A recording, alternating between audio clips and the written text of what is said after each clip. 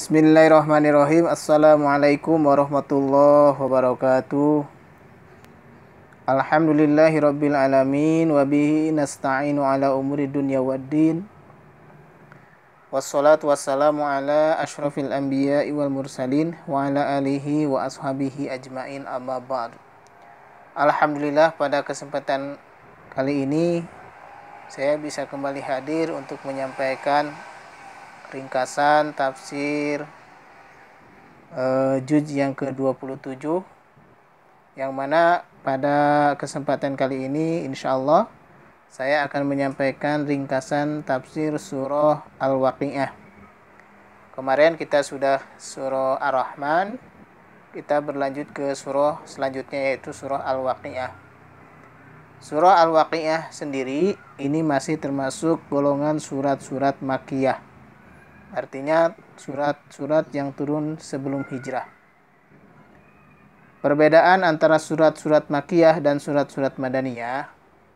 Kalau surat-surat Makkiyah itu berisikan tentang masalah hari akhirat, ya, hari kiamat, kemudian juga tentang Al-Qur'an, kemudian tentang kerasulan Nabi Muhammad SAW.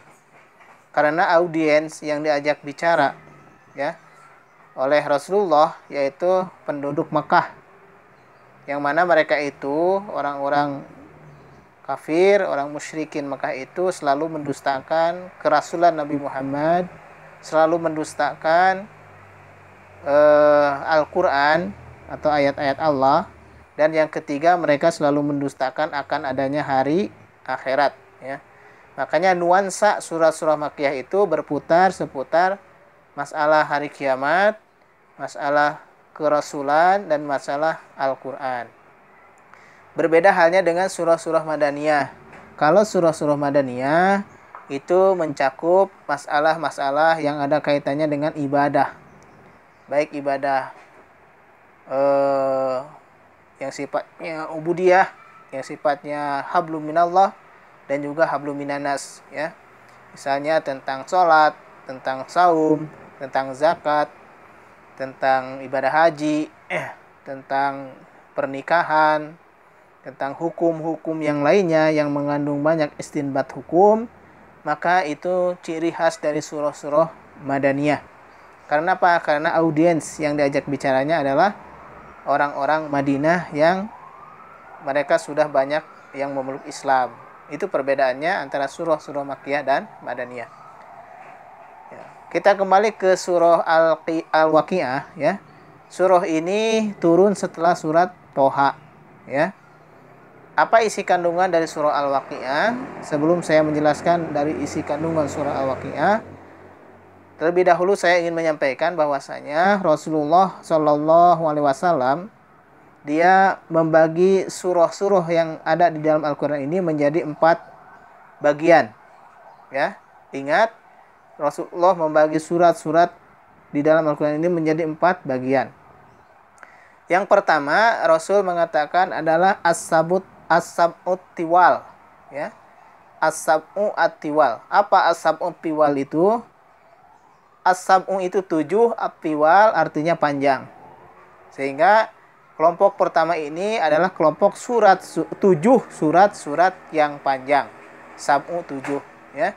As-sab'u tiwal. Jadi 7 kelompok surat-surat yang panjang ayatnya dan jumlah ayatnya juga banyak, gitu ya. Apa ketujuh surat yang termasuk as-sab'u tiwal? Yang pertama surah Al-Baqarah, yang kedua surah Ali Imran, yang ketiga surah An-Nisa, yang keempat surah Al-Maidah, yang kelima surah Al-An'am, yang keenam surah Al-A'raf, dan yang ketujuhnya surah Al-Anfal. Ada sebagian khilaf yang mengatakan yang ketujuh itu adalah surah At-Taubah, ya. Yang jelas antara At-Taubah dan Al-Anfal ini termasuk golongan surah-surah yang panjang, ya, termasuk golongan as-sab'ut tiwal, 7 surat yang panjang. Yaitu kelompok pertama. Kelompok kedua adalah Al-Mi'in. Apa Al-Mi'in? Al-Mi'in itu adalah surat-surat yang panjang, ya, ayatnya panjang, tetapi jumlahnya itu hanya sekitar 100 ayat. Ya, 100 ayatan, ya 100 ayat. Kalau As-Sab'ut Tiwal yang tadi itu lebih daripada 100, bahkan ada yang sampai 200 seperti halnya surah Al-Baqarah 286, gitu ya. Nah, kalau Al-Mi'in adalah yang surahnya itu berjumlah 100 ayatan. Nah, itu kelompok yang kedua. Kelompok yang ketiga, kata Rasul, adalah Al-Mathani. Al-Mathani itu apa? Al-Mathani itu adalah kelompok surat-surat yang jumlah ayatnya itu kurang dari 100. Al-Mathani, gitu ya.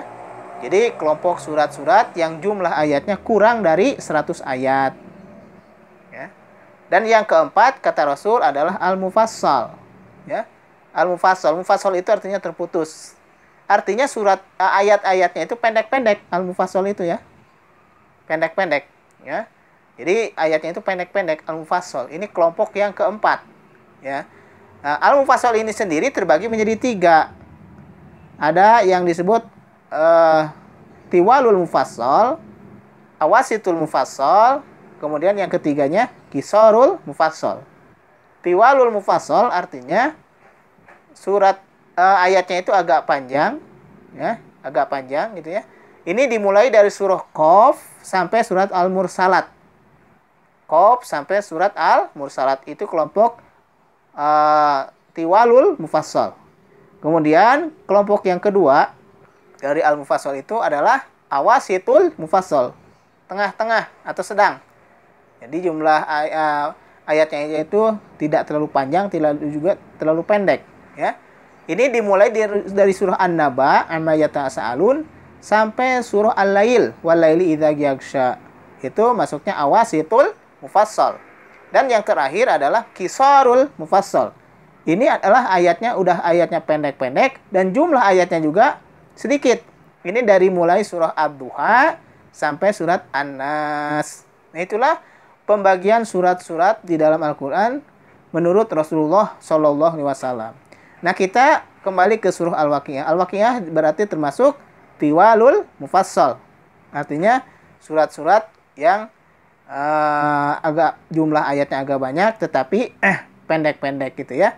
Karena berada di juz yang ke-27 antara surat Qaf sampai surat Al-Mursalat gitu ya. Al-Waqiah. Al-Waqiah itu sendiri artinya hari kiamat, ya. Apa isi kandungan surah Al-Waqiah? Secara umum menjelaskan tentang kejadian hari kiamat. Ya.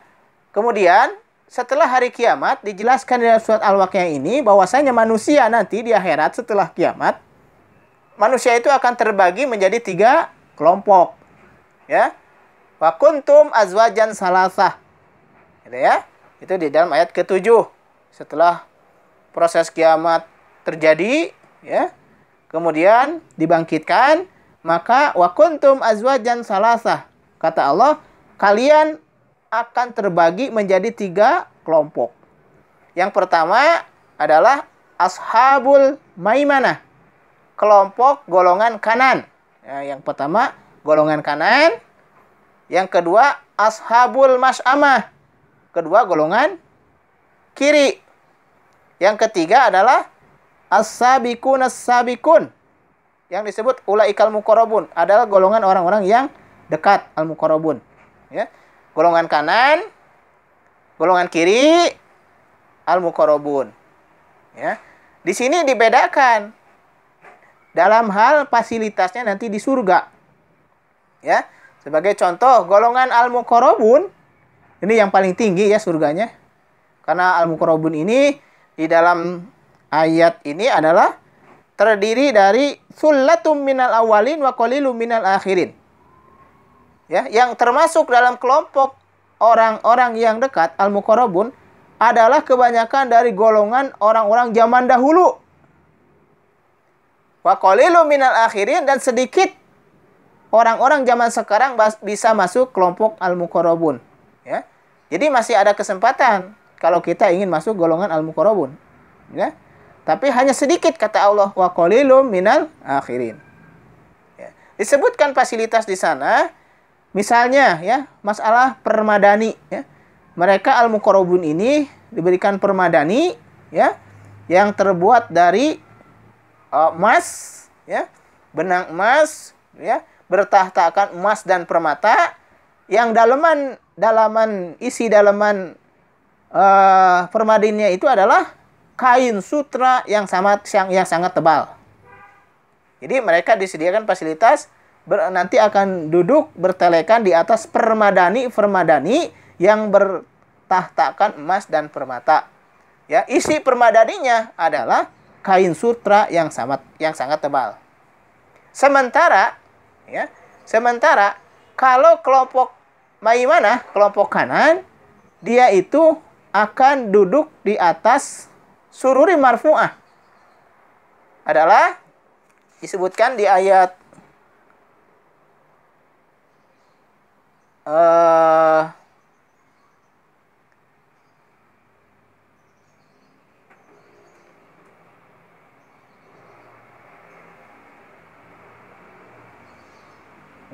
yang selanjutnya, yaitu berbicara tentang orang-orang yang golongan kanan.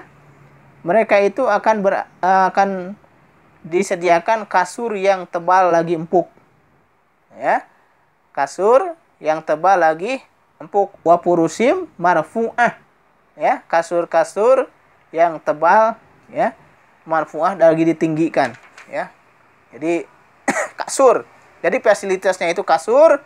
Kalau kelompok kanan, kalau kelompok al-muqarrabun adalah permadani yang bertahtakan emas dan permata. Kemudian juga disebutkan di dalam ayat yang lain bahwasanya kalau orang-orang al-muqarrabun itu di atas permadaninya itu sudah duduk menunggu bidadari, ya. Mereka seperti di kerajaan gitu, ya. Sementara kalau golongan kanan disebutkan fi sidrim, ya, mamdud, yaitu mereka orang-orang yang dekat, orang-orang yang golongan kanan itu di surganya itu akan berada di bawah pohon bidara. Ini bedanya, ya. Jadi kalau yang kelompok al-muqarrabun itu di dalam istana, sementara kalau orang-orang yang golongan kanan di bawah pohon bidara, dan mereka disediakan tenda-tenda, ya, yang mana di dalam tenda itu sudah menunggu bidadari. Itu perbedaan fasilitas-fasilitas yang membedakan antara kelompok al-muqarrabun, ya, surganya yang tinggi, dengan surga untuk orang-orang golongan kanan. Itu perbedaannya. Kemudian golongan kiri ini sudah jelas. Golongan kiri adalah orang-orang yang akan menempati dalam neraka. Ini secara kesimpulan mungkin surah Al-Waqiah itu berbicara tentang pembagian manusia di alam akhirat. Nanti kata surat Al-Waqiah ini adalah akan terbagi menjadi 3 golongan. Golongan kanan, golongan kiri, dan al-muqarrabun. Nah, kemudian setelah itu baru kita bisa mengambil pelajaran. Kita mau mengikuti, mau masuk yang golongan mana, ya? Apakah golongan kanan, ya? Kemudian apakah mau masuk al-muqarrabun, juga masih ada kesempatan. Walaupun jumlahnya kata Allah qalilun minal akhirin, hanya sedikit orang-orang zaman sekarang yang bisa masuk ke dalam kelompok al-muqarrabun. Sementara kalau golongan kanan, sullatu minal awalin wa sullatu minal akhirin.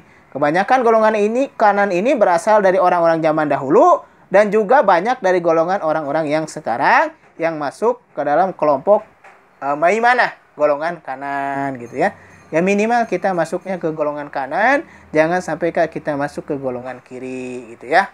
Mungkin itu kesimpulan dari surah Al-Waqiah. Mudah-mudahan ada manfaatnya yang bisa saya sampaikan, karena memang di dalam pertemuan langsung juga ini masih baru sampai surat Al-Waqiah.